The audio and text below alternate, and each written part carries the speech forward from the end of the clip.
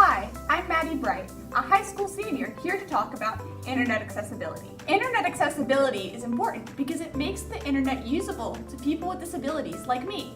I need to enlarge the text of a website to accommodate my low vision. But recently, the online class I took used a website that distorted when I enlarged the content, which made it difficult to complete the assignment. Maddie points to the website on her screen. And you can't read that entire box. Internet accessibility means more than just submitting assignments, though. An accessible internet helps us do things like talk with friends, apply for jobs or to college, or order stuff from Amazon Prime. Maddie pulls the large yellow book Hamilton from an Amazon Prime cardboard box. According to the Web Accessibility Initiative, or WAI, an accessible website is 4 things: perceivable, operable, understandable, and robust. A website has to work on its own or with assistive technology so that an individual with a disability can see the content they want to see. This includes adding things like clearly labeled links and writing the code so that the website can be navigated by keyboard. Most screen readers use the keyboard to navigate the screen, and things like labeled links and certain tags in the code can help it know what needs to be read and help the user know what content they're looking at or going to look at. Since accessible technology works differently on all devices and operating systems, I use a lot of different tools.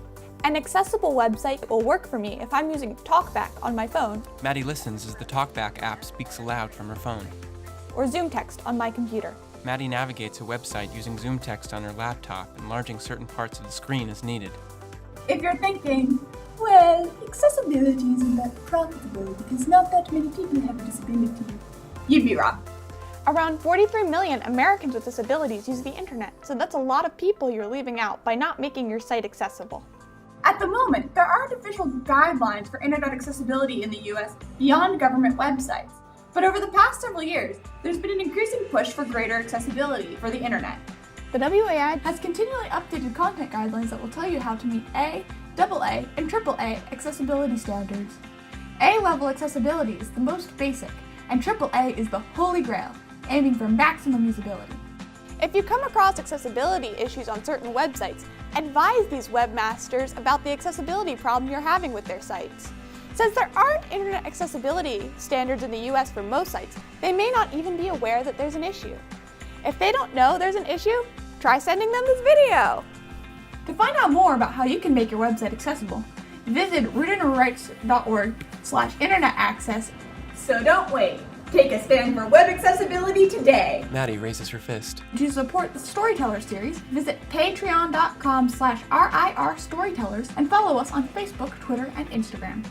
Written and directed by Maddie Bright, with thanks to Anna Walker, Mrs. Leanne Chow, Sage McGuire, and Mrs. Rosenberry. Maddie and a woman in a classroom. They wave to camera. Auf Wiedersehen!